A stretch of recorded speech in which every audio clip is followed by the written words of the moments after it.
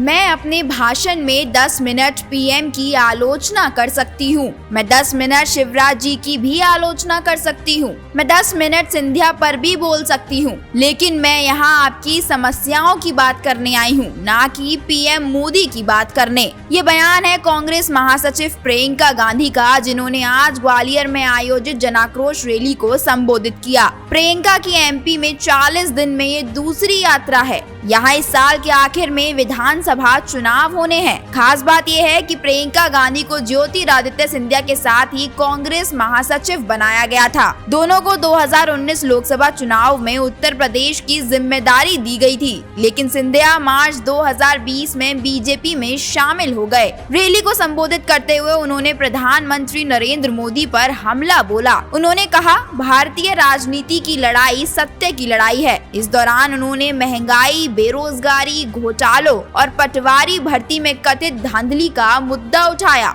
उन्होंने कहा कि प्रधानमंत्री ने जिस उद्योगपति को सारी संपत्ति सौंप दी है, वह एक दिन में 1600 करोड़ रुपए कमा रहा है, वहीं हमारा किसान एक दिन में 27 रुपए भी नहीं कमा पा रहा। प्रधानमंत्री ने दिल्ली में आयोजित एक बैठक में देश के विपक्षी नेताओं और पार्टियों को चोर बता डाला। देश के वरिष्ठ नेताओं का प्रधानमंत्री ने अपमान किया है। मणिपुर पिछले कई महीनों से जल रहा है, लेकिन प्रधानमंत्री जी चुप रहे। वो 77 दिन तक चुप बैठे रहे और जब भी बोले तो उसमें भी राजनीति कर दी। और क्या कुछ कहा प्रियंका गांधी ने, सुनिए। 2 दिनों पहले की बात है, विपक्ष की बहुत बड़ी मीटिंग हुई।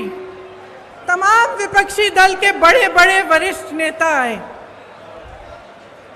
उसी दिन या अगले दिन प्रधानमंत्री जी का एक बयान आया और इस बयान में उन्होंने कहा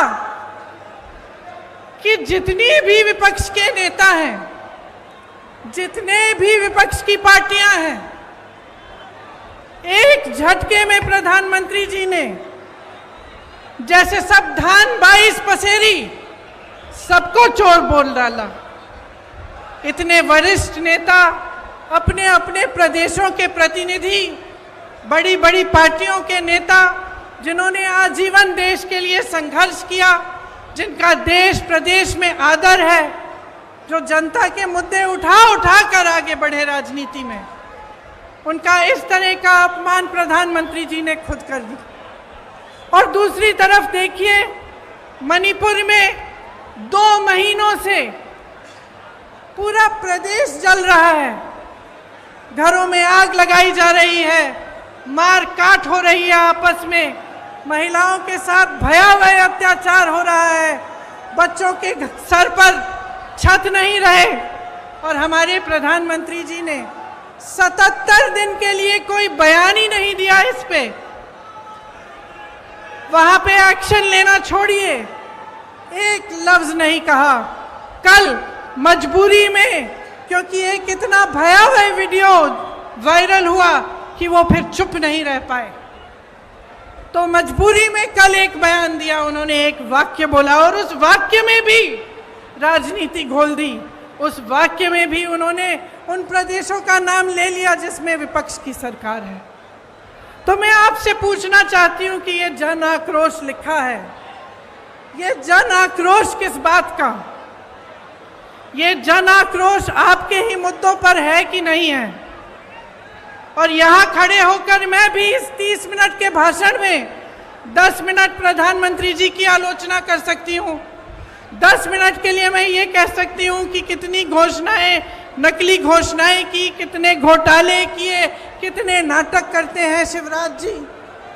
और मैं 10 मिनट के लिए सिंधिया जी के बारे में भी बोल सकती हूँ कि किस तरह से अचानक उनकी विचारधारा ही पलट गई।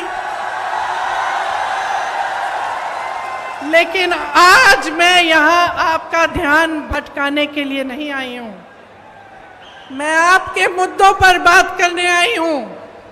और आज जो सबसे बड़ा मुद्दा है आपका, मैं जानती हूँ क्या है, महंगाई का मुद्दा है। सबसे बड़ा मुद्दा आज महंगाई है। ग्वालियर में कांग्रेस ने सीधे सीधे सिंधिया परिवार को टारगेट किया है। ग्वालियर में लगे कांग्रेस के पोस्टर में लिखा है कि वीरांगना रानी लक्ष्मीबाई लड़ी थी गोरों से, प्रियंका दीदी अब लड़ना है चोरों से। बता दें कि इससे पहले प्रियंका गांधी ने 12 जून को जबलपुर में एक रैली को संबोधित करके राज्य में कांग्रेस के चुनावी अभियान की शुरुआत की थी। इस दौरान उन्होंने ऐलान किया था कि अगर राज्य में कांग्रेस सत्ता में आई तो पार्टी 5 गारंटी लागू करेगी। खैर, आपको क्या लगता है कि कांग्रेस पार्टी मध्य प्रदेश की जनता के दिल में जगह बना पाएगी? अपनी राय हमें कमेंट करके जरूर बताएं। देश दुनिया की तमाम खबरों को जानने के लिए देखते रहें न्यू इंडिया हेडलाइंस।